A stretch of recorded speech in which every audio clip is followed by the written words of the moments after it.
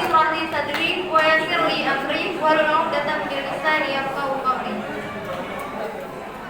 Pertama-tama marilah kita semua memanjatkan puji syukur atas kehadiran Allah Subhanahu wa taala yang telah memberi nikmat iman, nikmat Islam dan nikmat sehat sehingga kita semua dapat berkumpul dalam acara yang mulia ini.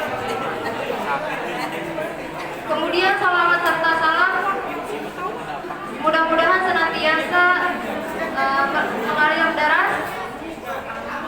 deras kepada Rasul pemimpin umat, pembawa kabar gembira bagi orang-orang yang beriman dan pembawa kabar duka bagi orang-orang yang durhaka. Beliau adalah Nabi yang agung, Rasulullah Muhammad SAW. Yang saya hormati Ibu Kepala Sekolah, Ibu Lisa Dwi Tiara, SSI APTMM. Yang saya hormati juga Ibu Tina dan yang tersuci selaku juri, dan kepada para dewan guru dan teman-teman yang saya cintai. Dalam kesempatan kali ini izinkanlah saya untuk menyampaikan ceramah singkat mengenai bagaimana kita meneladani sifat-sifat yang dimiliki oleh Rasulullah SAW. Salah satunya adalah sifat kepemimpinan. Pemimpin itu adalah sebenarnya membantu umatnya. Kenapa bisa membantu umatnya? Karena dia mempunyai tanggung jawab yang besar, seperti dia harus mensejahterakan umatnya, memenuhi kebutuhan mereka, dan bahkan berlaku adil di antara mereka. Arti sebenarnya jabatan, pemerintahan dan kepemimpinan itu pada hakikatnya adalah amanah. Kenapa amanah? Karena ketika seorang pemimpin diangkat, diberi kekuasaan, diberikan wewenang oleh masyarakat, dia secara otomatis dia langsung menerima amanah dari Allah. Karena menjadi seorang pemimpin itu mempunyai tanggung jawab yang sangat besar, seperti yang dijelaskan dalam surat An-Nisa ayat 58 yang berbunyi, A'udzu billahi minasyaitonir rajim. Innallaha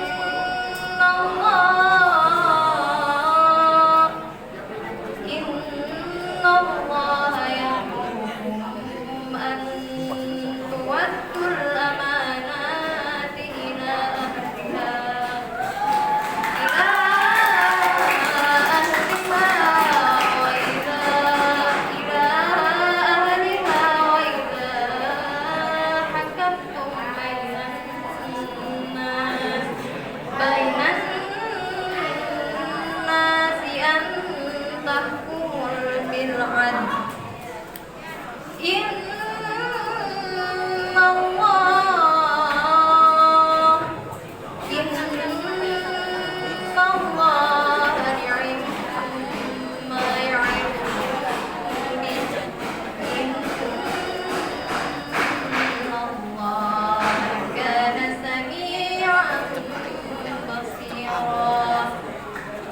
Apa yang Allah perintahkan dalam surat tersebut, apa yang Allah tegaskan kepada pemimpin dalam surat tersebut? Allah memerintahkan kepada pemimpin, sesungguhnya sampaikanlah amanat kepada orang yang berhak menerimanya. Dan ketika kamu menetapkan hukum, maka tetapkanlah dengan adil. Dan dalam surat ini berarti kita tahu tanggung jawab seorang pemimpin itu sangat besar. Bahkan seorang pemimpin juga diharuskan untuk menegakkan yang ma'ruf dan yang melarangnya dari kemungkaran. Apa itu ma'ruf? Ma'ruf itu adalah sesuatu yang dianggap baik oleh Allah, semuanya kebaikan-kebaikan. Sedangkan kemungkaran adalah semua yang dianggap buruk oleh Allah.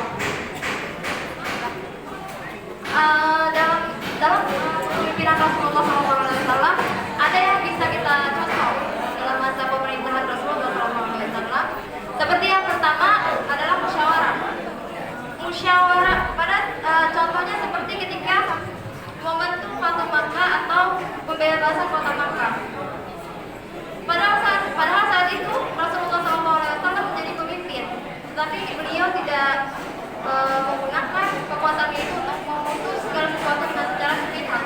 Dia selalu memusyawarahkan dengan sahabat-sahabatnya sehingga semua orang merasa damai, merasa senang atas keputusan yang dipilih.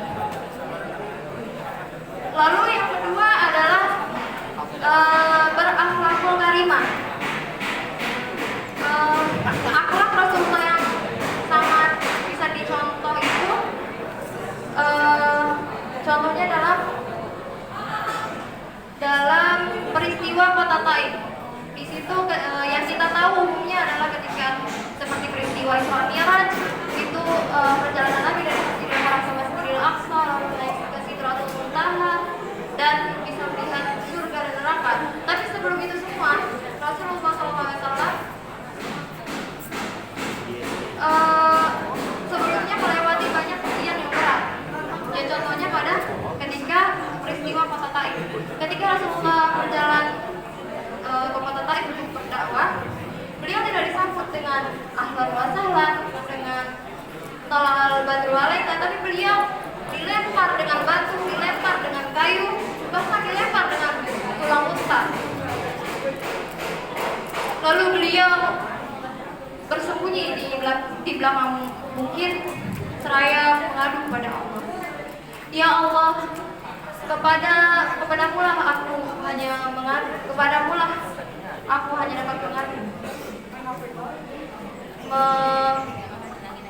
mengadu kepadamu, dan aku mengaku tidak berdaya. Aku hina di depan mereka. Jika dulu aku ada tempat mengadu, bergantung, bersandar, tapi sekarang hanya Engkau, ya Allah. Lalu apa? Datanglah malaikat penjaga bukit.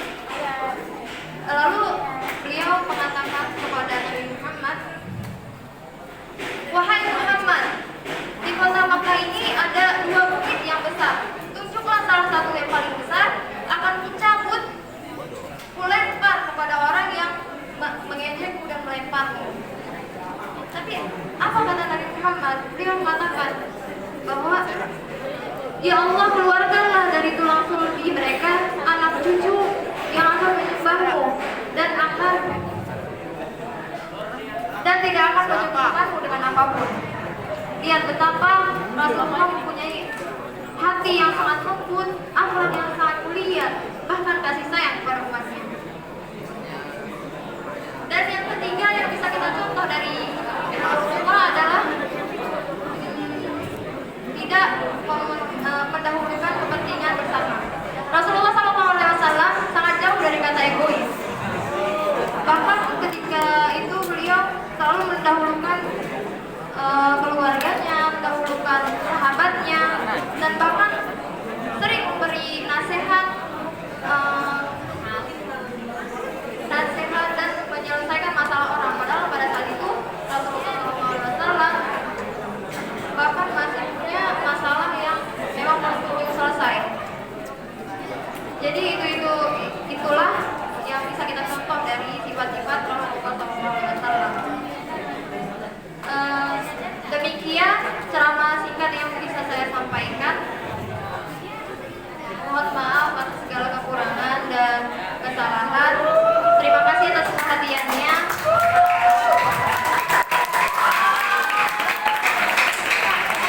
Kalau ada jam yang patah, jangan simpan dalam peti. Kalau ada kata yang salah, jangan simpan dalam hati. Wassalamualaikum